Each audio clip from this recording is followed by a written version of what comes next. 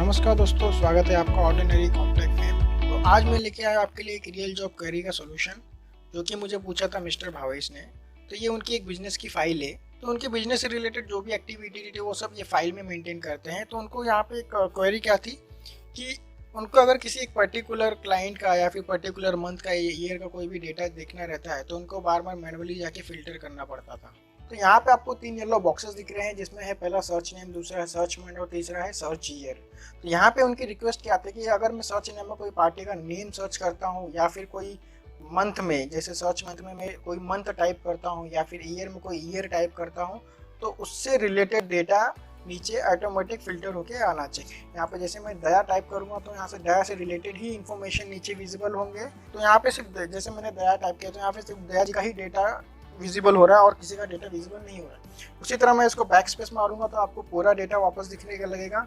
और अगर यहाँ पे जैसे मैं नवंबर टाइप करने जाता हूँ तो मुझे नवंबर के पूरे डेटा दिख रहे हैं। उसी तरह अगर मैं ईयर में जाऊँ और ईयर में जाके मैं अगर कुछ 2017 टाइप करता हूँ तो वहाँ पे 2017 के ही डेटा विजिबल होंगे, बाकी और कोई डेटा विजिबल नहीं होगा। तो यहाँ पे मैंने जो भावे जी की क्वेरी थी उसको सॉल्व किया है मैंने वीबीए की मदद से, जहाँ पे मैंने ऑटो फिल्टर का कोड अप्लाई किया है और साथ ही मैंने 3 टेक्स्ट बॉक्सेस यूज़ किए हैं, एक सर्च नेम के लिए, एक सर्च मंथ के लिए और एक सर्च ईयर के लिए। तो चलिए आपके लिए मैं एक न्यू क्रिएट करके दिखा देता हूँ कि इसको मैंने कैसे सॉल्व किया और कैसे मैंने इसका सॉल्यूशन निकाला है। तो यहाँ पे मैंने एक न्यू फाइल क्रिएट की है, आप देख सकते हैं बुकन इसका नाम लिख के आ रहा है, फाइल का नेम है। इसको मैं सेव किस तरह करना है वो भी बताऊँगा। तो एक डमी डेटा मैंने यहाँ पे रेडी किया है, जिसमें मैंने bill number, party name, original bill number, month, year, rupees और फाइल नंबर मैंने डाल के रखा हुआ है।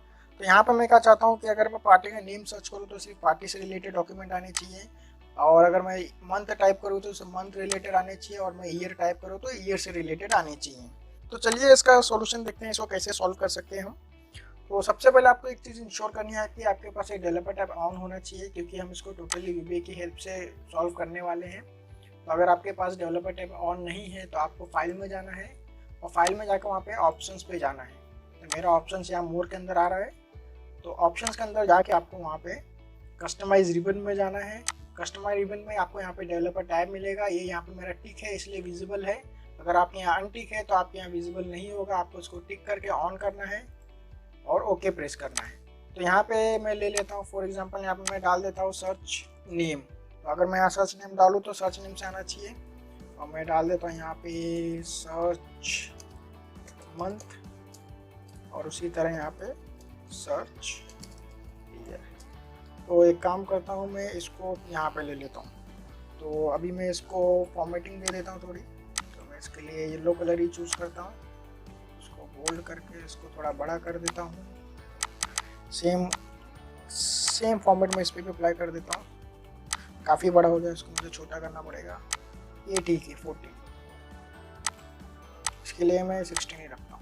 चलिए इसको थोड़ा और बड़ा कर देता हूँ। तो यहाँ पे मैंने सर्च नेम, सर्च मंथ और सर्च ईयर बना लिया है। अब इसके लिए मुझे टेक्स्ट बॉक्सेस डालने हैं। अब वो टेक्स्ट बॉक्स कैसे डालना है वो मैं आपको बताता हूँ। आपको जाना है डेवलपर टैब में। डेवलपर टैब के अंदर आपको यहाँ कंट्रोल्स ग्रुप के अंदर इंसर्ट का ऑप्शन दिखेगा, आपको इंसर्ट पे क्लिक करना है और एक्टिव एक्स जो कंट्रोल है, एक्टिव एक्स कंट्रोल, वहाँ पे आके आपको ये वाला लेना है जिसका नाम होगा टेक्स्ट बॉक्स। आप उसके ऊपर हावर करोगे तो आपको उसका नाम लिख के आएगा, text box active x control. आपको इसके ऊपर क्लिक करना है और उसको ड्रैग एंड ड्रॉप करना है, उसको ऐसा ड्रैग करना है। तो इससे क्या होगा, वो एक सर्च बॉक्स तैयार हो जाएगा, हमारा जो टेक्स्ट बॉक्स है वो रेडी हो जाएगा। अब इसको ड्रैग करने के बाद आपको क्या करना है, इसके ऊपर राइट क्लिक करना है। राइट क्लिक करने के बाद मैं इसको यहाँ पे लिंक्ड सेल करने वाला हूँ। लिंक्ड सेल क्या होता है कि जो भी मैं इस पर टाइप करूँगा वो ऑटोमेटिक वो सेल पे जाके प्रिंट होगा। तो फॉर एग्जांपल मैं यहाँ पे G1 ले लेता हूँ, G1 ले लेता हूँ और यहाँ पे थोड़ा फॉन्ट में जाके मैं इसका फॉन्ट वगैरह बढ़ा देता हूँ ताकि जब भी मैं उसको टाइप करूँ तो वो अच्छे से दिखे। तो यहाँ पे मैं 12 ले लेता हूँ और ओके कर देता हूँ और इसको मैं क्लोज कर देता हूँ। अब क्या करना है, आपको यहाँ पे डिज़ाइन मोड से को हटाना पड़ेगा। तो ये कैसा, अभी फिलहाल डिज़ाइन मोड टर्न ऑन है, इसको मुझे टर्न ऑफ करना है। तो सिंपली इसके ऊपर आपको एक क्लिक करना है तो आप देखेंगे वो हट जाएगा। अब यहाँ पे आप कुछ भी टाइप करते हो तो यहाँ पे वो लिख के आएगा। फॉर एग्जाम्पल मैं यहाँ पे दया लिखूँ या फिर मैं अजय लिखूँ, तो जब भी मैं यहाँ पे टाइप कर रहा हूँ कोई नाम वगैरह, आप देख रहे हो जैसे मैं यहाँ पे आकाश टाइप करता हूँ, फॉर एग्जाम्पल आकाश, तो यहाँ पे G1 पे ऑटोमेटिक आकाश लिख के आ रहा है। तो ये इसलिए हो रहा है क्योंकि मैंने इसको लिंक करके रखा हुआ है G1 से। ओके, तो अब मुझे क्या करना है, मैं इसके ऊपर वापस क्लिक करता हूँ और डिज़ाइन मोड पे जाता हूँ। डिज़ाइन मोड पे जाने के बाद मुझे इसके ऊपर क्लिक करना है और मैं इसको यहाँ पे थोड़ा बढ़ा देता हूँ। तो ये मैंने बढ़ा दिया है। तो बेसिकली मैं क्या चाहता हूँ, जो भी मैं टाइप कर रहा हूँ, जो भी मेरा लिंक्ड सेल है वो विजिबल नहीं होना चाहिए। नहीं तो कैसा होगा, यहाँ पे भी अजय दिख रहा है, यहाँ पे भी अजय दिख रहा है और अजय नीचे भी दिखेगा। तो मैं क्या चाहता हूँ, मैं सिर्फ यहाँ पे टाइप करूँ और वो चीज़ बैकएंड में है, बैकएंड में ही होनी चाहिए, वो सामने विजिबल नहीं होनी चाहिए। तो इसके लिए मैंने इसको बढ़ा के G1 को पीछे बैकग्राउंड में डाल दिया है। अब उसी तरह मैं क्या करूँगा, एक और नया टेक्स्ट बॉक्स लूँगा मंथ के लिए। तो यहाँ पे मैंने टेक्स्ट बॉक्स ले लिया है एक। इसके ऊपर मुझे वापस राइट क्लिक करना है, प्रॉपर्टीज़ में जाऊँगा, यहाँ पे मैं इसका वापस फॉन्ट वगैरह एडजस्ट करूँगा, इसको 12 कर दूँगा और इसको मैं लिंक्ड सेल करूँगा D3 से। तो मैंने यहाँ पे D3 क्यों दिया है, चलिए मैं आपको बताता हूँ मैंने D3 क्यों दिया है। तो D3 मैंने इसके लिए दिया है क्योंकि मेरा कॉलम नंबर D है और रो नंबर 3, यानी ये जो बॉक्स मैंने जिस सेल के ऊपर मैंने इसको क्रिएट किया है उसी सेल में इसका डेटा जाके प्रिंट होगा। तो अब मैंने सर्च मंथ बना लिया। अब इसी तरह मैं सर्च ईयर भी बना लेता हूँ फटाफट। तो यहाँ पे मैंने सर्च ईयर बना लिया है। अब सर्च ईयर को मैं E3 से लिंक करूँगा क्योंकि मैं चाहता हूँ उसमें जो भी डेटा मैं टाइप करूँ वो E3 पे जाके स्टोर हो जाए। इस पर वापस मैं जाऊँगा प्रॉपर्टीज़ में, यहाँ पे लिंक्ड सेल में मैं डाल दूँगा E3 और यहाँ पे मैं फॉन्ट को बढ़ा देता हूँ, फॉन्ट को कर देता हूँ मैं 12। तो ये मेरा जो भी टेक्स्ट बॉक्स है वो मेरा रेडी हो चुका है। इसको मैं थोड़ा बड़ा कर देता हूँ अच्छे से दिखने के लिए। ओके, तो मैंने यहाँ पे इसको एडजस्ट कर दिया है। मंथ के लिए मैं थोड़ा स्पेस दे देता हूँ और इसको मैं बढ़ा देता हूँ। अब यहाँ पे हमारा 50% टास्क कंप्लीट हो चुका है। तो यहाँ पे मैंने सर्च नेम के लिए सर्च बॉक्स रेडी कर दिया है, उसी तरह मंथ के लिए और ईयर के लिए भी मैंने यहाँ पे रेडी कर दिया है। इसको भी मैं थोड़ा सा बढ़ा देता हूँ तो वैसा फिट हो जाएगा पूरे सेल के अंदर। ओके, चलिए इसको मैं अब हटा देता हूँ यहाँ से। यहाँ पे अगर मैं टाइप करके देख लेता हूँ कुछ भी, आकाश, तो देखिए वो पीछे टाइप हो रहा है लेकिन सामने विजिबल नहीं होगा। यहाँ पे भी उसी तरह नवंबर, या फिर यहाँ पे कुछ मैं टाइप कर लूँ 2016 वगैरह। ठीक है, ये मेरा काम कर रहा है। तो यहाँ पे मैंने सर्च बॉक्स रेडी कर लिए हैं सबके, सर्च नेम के लिए, सर्च मंथ के लिए और सर्च ईयर के लिए। अब तीसरा टास्क क्या है, ये जो मेरा डेटा है, जो मेरा जिसने जो भी डेटा मैंने क्रिएट किया है इसको मुझे कन्वर्ट करना है टेबल के अंदर। तो उसके लिए मैं क्या करूँगा, मैं होम में जाऊँगा और यहाँ पे स्टाइल्स के अंदर जाके मैं फॉर्मेट एज टेबल करूँगा। तो यहाँ पे मुझे जो भी फॉर्मेट पसंद आता है मैं उसको टेबल में कन्वर्ट कर दूँगा। तो मैंने यहाँ पे एक फॉर्मेटिंग चूज़ कर ली टेबल की और उसको मैंने टेबल में कन्वर्ट कर दिया। तो यहाँ पे मैंने डेटा को मेरे टेबल पे कन्वर्ट कर दिया है और ये मेरा टेबल का जो नेम आ रहा है वो आ रहा है टेबल 1। आप उसको इधर नेम बॉक्स में भी जाके देख सकते हो, टेबल 1। जैसे मैं टेबल 1 करूँगा यहाँ पे टेबल 1 सिलेक्ट हो जाएगा। अब इसके ऊपर हम जाएंगे कोडिंग का पार्ट करने हैं। तो यहाँ पे अगला स्टेप जो होगा, हम डायरेक्टली कोड को अप्लाई करेंगे। तो यहाँ पे मैंने नोटपैड में ऑलरेडी कोड को लिख के रखा हुआ है। तो यहाँ पे हम सिर्फ कॉपी और पेस्ट करेंगे। सबसे पहले हम टेक्स्ट बॉक्स को सेलेक्ट करेंगे। आप इंश्योर करें कि डेवलपर टैब में वो डिज़ाइन मोड पे एक्टिव हो तो ही वो क्लिक होगा। इसके ऊपर हम डबल क्लिक करेंगे फटाफट और यहाँ पे हम इसको पेस्ट कर देंगे। अब पेस्ट करने के बाद मैं आपको ये कोड थोड़ा अंडरस्टैंडिंग करा देता हूँ कि कोड बेसिकली है क्या। तो यहाँ पे सबसे पहले आपको जो फर्स्ट लाइन दिख रहा है वो application dot screening updating is equal to false. तो इसका मतलब ये है जब भी स्क्रीन कुछ अपडेट वगैरह होगी तो वो विजिबल नहीं होगी, वो फॉल्स रहेगी।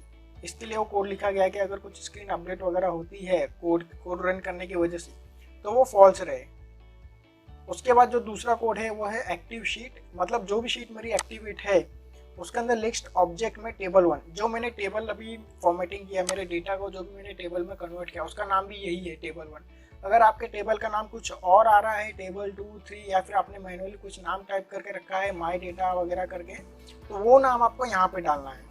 तो ये आपको फिर चेंज करना पड़ेगा। अभी फिलहाल क्या है, मेरा जो डेटा है एक्सेल में वो मेरे डेटा का नाम जो है वो टेबल 1 ही है, इसके लिए मैं टेबल 1 वहाँ पे डाल रहा हूँ। अगर मैं डिज़ाइन में जाऊँ तो आपको यहाँ पे टेबल 1 दिखेगा। ये जो टेबल का नाम है ये टेबल 1, ये जो भी आपका टेबल का नाम यहाँ पे डाल कर रखा है वही आपको कोड में भी डालना है। फिलहाल मेरा टेबल 1 है इसलिए मैं टेबल 1 ही रहने दूंगा, उसको चेंज नहीं करूँगा। ओके, और उसके बाद रेंज में जाके वो क्या करेगा, ऑटो फिल्टर लगाएगा। तो वहाँ पे ऑटो फिल्टर लगा रहा है वो, और फिल्टर किधर लगा रहा है, फील्ड टू यानी कौन से कॉलम पे वो जाके फिल्टर लगाएगा। तो मेरा कॉलम क्या है, पार्टी नेम मेरा कहाँ पे है, कॉलम 2 में है। तो सर्च नेम जो भी मैं नेम टाइप करूँगा वो कहाँ सर्च होगा, जाके पार्टी नेम में। मेरा कॉलम क्या है, B2, तो मेरा फील्ड करेक्ट है यहाँ पे 2। क्राइटेरिया, अब क्राइटेरिया के लिए उसको क्या चाहिए कि एक उसमें क्राइटेरिया क्या जाके ढूंढेगा। तो यहाँ पे मैं जो भी टाइप करूँ, फॉर एग्जाम्पल आकाश में यहाँ पे टाइप करता हूँ तो वो आकाश को इसमें ढूंढेगा। तो ये जो टेक्स्ट बॉक्स को हमने लिंक किया था G1 सेल से, अब यहाँ पे G1 का काम आने वाला है। तो यहाँ पे क्या करूँगा, मैं G1 टाइप करूँगा। क्यों? क्योंकि मैंने यहाँ पे जो भी मैं टाइप करूँगा वो डेटा कहाँ पे प्रिंट हो रहा है, मेरे G1 सेल पे जाके प्रिंट हो रहा है। तो मैं चाहता हूँ जब भी अगर मैं कुछ टाइप करूँ तो वो G1 से डेटा पिक करके यहाँ पे सर्च करना चाहिए। तो बेसिकली क्या हो रहा है, ये कोड ऑटोमेटिक यहाँ से ले नहीं पाएगा, जो मेरा टेक्स्ट बॉक्स है यहाँ से ले नहीं पाएगा। इसके लिए मैंने उसको G1 पे पहले लिंक किया। जो भी मैं टेक्स्ट बॉक्स में टाइप करूँगा वो G1 पे टाइप होगा और G1 से जाके मेरा कोड यहाँ पे जाके उसको फिल्टर में ढूंढेगा। और फिर उसके आगे क्या है, ऑपरेटर एक्स फिल्टर वैल्यू। तो फिल्टर करने के बाद जहाँ जहाँ वो मैच होगा वो फिल्टर की वैल्यू वो शो करेगा। अगला जो थर्ड कोड है वो सेम है, स्क्रीन अपडेटिंग ट्रू। तो जैसे मैंने उसको फॉल्स किया था उसको मैंने वापस ट्रू कर दिया है, क्योंकि मैं चाहता था कोड जब रन हो तब कुछ स्क्रीन अपडेटिंग ना हो, लेकिन जब भी मैं मैनुअली कुछ करने जा रहा हूँ तो वहाँ पे वो दिखना चाहिए। इसके लिए मैंने उसको वापस ट्रू कर दिया है। सेम उसी तरह हम लोग क्या करेंगे, सर्च मंथ के लिए भी वही चीज़ हम करेंगे। सर्च मंथ के लिए ये वाला कोड है, दूसरा वाला यहाँ पे मैंने इसको टाइप कर दिया। सेम उसी तरह मेरा टेबल 1 ही रहेगा, फील्ड में नंबर मेरी 4। तो यहाँ पे मैं जाके देख लेता हूँ मेरा मंथ कौन से कॉलम में है। तो मेरा मंथ यहाँ पे है डी कॉलम यानी 4।